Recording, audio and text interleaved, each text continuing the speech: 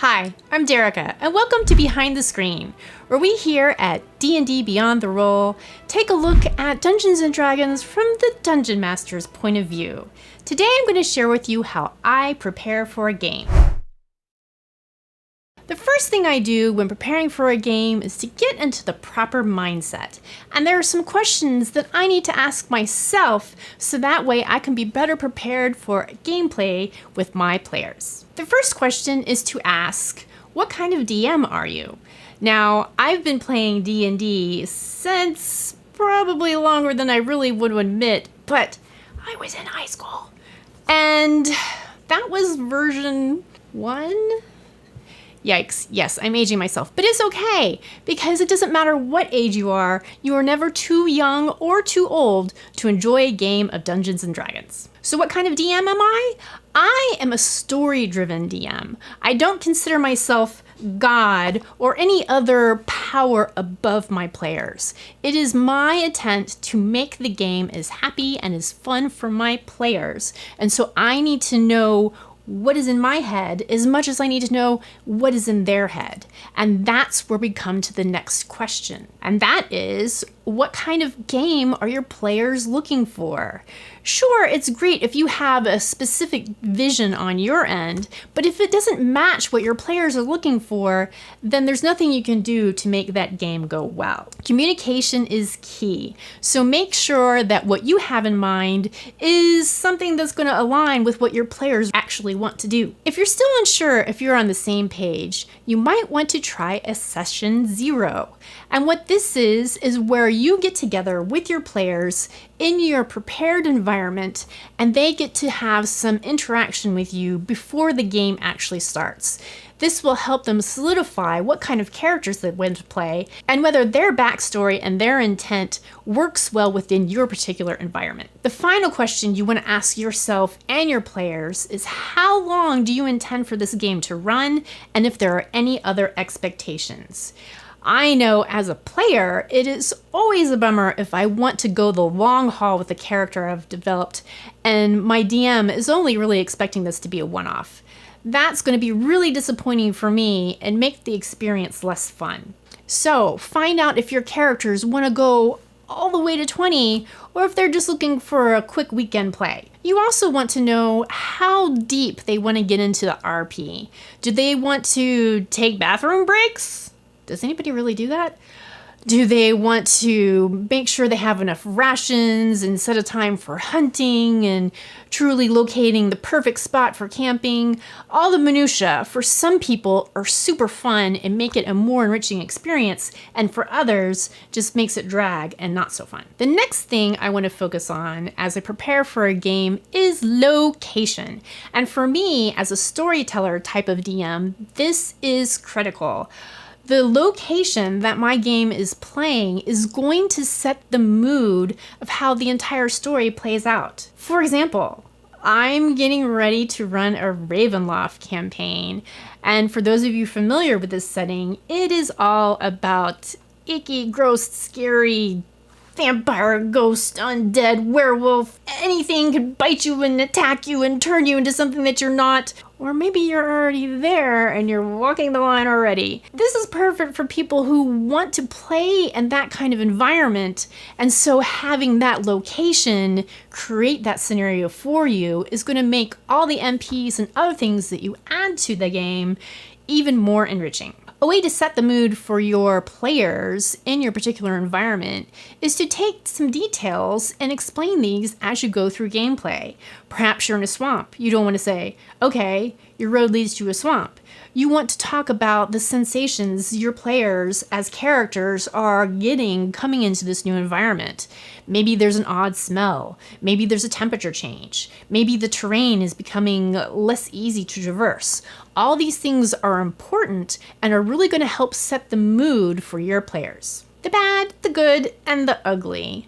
These 3 things are really important. It's not all rainbows and sunshine when you play Dungeons & Dragons, but it's also not always doom and gloom when you play Dungeons & Dragons.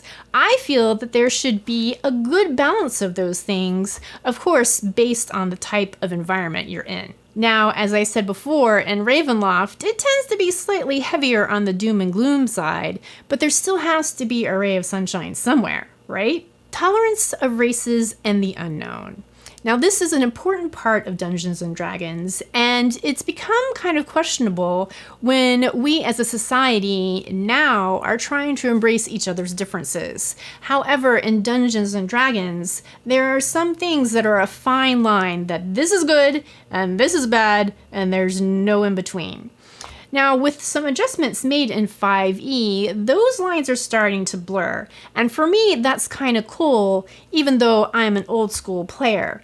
So I would like to include times where just because it looks like an orc doesn't mean it's going to act like an orc, at least not what your preconceived notion is. But just because it might be a happy-go-lucky, friendly orc doesn't necessarily mean that character is going to be welcome in every locale. Another part while preparing for your game is storytelling. And as I said before, I am a storytelling-based Dungeons Master. And that means the story is everything to me. So it's really important not to get stuck in your own story, but rather let the players create their own story. Sure, you're there to help them and guide them along this path, but if they take a right turn, guess what? Maybe we're going right now. NPCs. NPCs are an important part of gameplay, and if you're new to Dungeons & Dragons, NPCs stands for non-player characters. So those are the people that you meet on the road. It's the peddler trying to sell you their goods, or buying your unwanted goods that you've picked up along the way. It's the innkeeper that might have that little bit of gossip that's going to lead you to your next quest. It's the stranger lurking in the shadows that you're not quite sure if they're on your side or somebody else's side. All these people are really important, and they're going to help your players make the decisions. Now, it is important that you put as much information into these characters so that they feel alive to your players, but you don't want to make it so blatantly obvious, at least not all the time, that they can immediately make the right decision on the true nature of that character. So, to help them make that decision, it's important that you have a little bit of personality for each of your characters. I know it's really hard because there's so many different people that people will come across on a day-to-day, being in a city, on the road, pretty much anywhere, right? There's going to be the innkeep, there's going to be the shoe shine boy, there's going to be an infinite amount of possibilities of people that they're going to run into, and naming and fleshing out each character might be tiresome. So it's a really good trick if you can learn to pick up some things on the fly. However, if you find yourself in this scenario, please take notes, because that character that may have not been that important initially may end up being a crucial turning point in your game. And that's okay. As long as you're flexible, you can really work that to your benefit. For those NPCs that you have fleshed out, their backstory is important, but you want to give them room to grow. Whether they're the warrior ninja, or the distressed damsel, or the evil temptress, perhaps they have some motivation that may change the tide during gameplay. The third thing I want to point out in creating your NPCs is connection and direction. You can use your NPCs to help guide your players when they're stuck, when they don't really know what to do. They might remember, oh, that really cool wise guy that we met, isn't that him over there? Maybe he'll know what to do to help us. And so when they're stuck and they're just really not getting it, you can have old wise guy come up, go, "Oh, Sonny and Lassie, maybe if you go to that tower that's really scary and creepy and keep the DM keeps referencing, maybe you should go there." But if you're going to do a voice, please do it better than I do. The last thing you want to keep in mind is some downfalls that you want to keep in your head to try to avoid them. And the first one I want to warn you about is railroading. And that's when you have, this is the way we have to go, this is the way you have to go, and there's no diversion from that. You should always have a plan B. You should always allow room for a change in plan based on how your players are reacting. If you have, this is where we're going and that's it, it's probably not going to be very fun for you when your players decide to make a different turn. And it's not going to be very fun for your players when they are really set on that different turn and you say nope and just smack them back. Sure, there are times when they're going to need that nudge in the right direction, but if you're not flexible at all, gameplay is probably not going to be fun for anyone. And that leads me to allow the story to write itself with some guidelines. It's kind of like the Pirate's Code. It's more of a guideline. And that's how I like to view DMing. I set the stage, as it were, with the location and all the different characters, and then I allow my players to decide where we're going next. So I have kind of an idea of what the overarching reach of the story may be, but the details, they get fleshed out from episode to episode. You have to remember, as a DM, losing can be winning.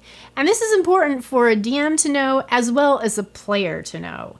If your character is the brash, run out and get 'em kind of person, and they charge into battle without thinking about their own safety, and they die in a tremendous blaze of glory, guess what? You're dead, but you won the game. And I think this is something that gets overlooked by both players and DMs. So if you have a player that's willing to make the ultimate sacrifice and doesn't do it in just a haphazard way, but goes out with full gusto, reward them. It's okay that they're dead, but now bards all across the land are going to write tales of their story. And if you allow them to create a new character, you can sing that old character's praises to the new character, and it'll make that player feel extra special. And not that they lost, but that they won. This leads me to death is always an option. And this is something that I've struggled with a balance of the game, and that is risk versus reward. If every battle is just kind of played out and you know, oh, there's zombies, so we just do this and it's all good, or, oh, there's lichens, I need this particular type of weapon. It just gets really boring, and there's no threat because the players go, I can handle this, sure, no big.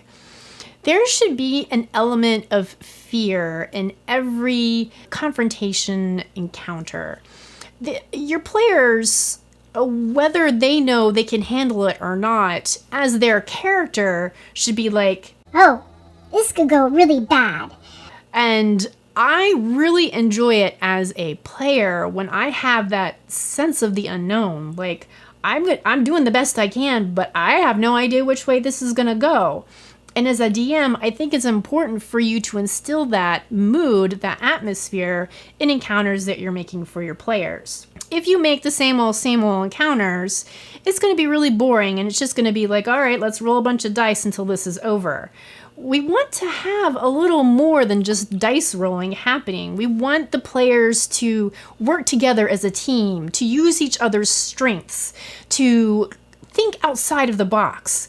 If you can instill that in your players, then that means you're doing an awesome job as a DM. So that's a really brief synopsis of how I prepare for a game. As a player or a DM, what do you do to prepare for a game? If there's something I missed, please share in the comments. And I hope to see you next time, Gameside. Thanks for watching. Get it? Dungeon Meowster?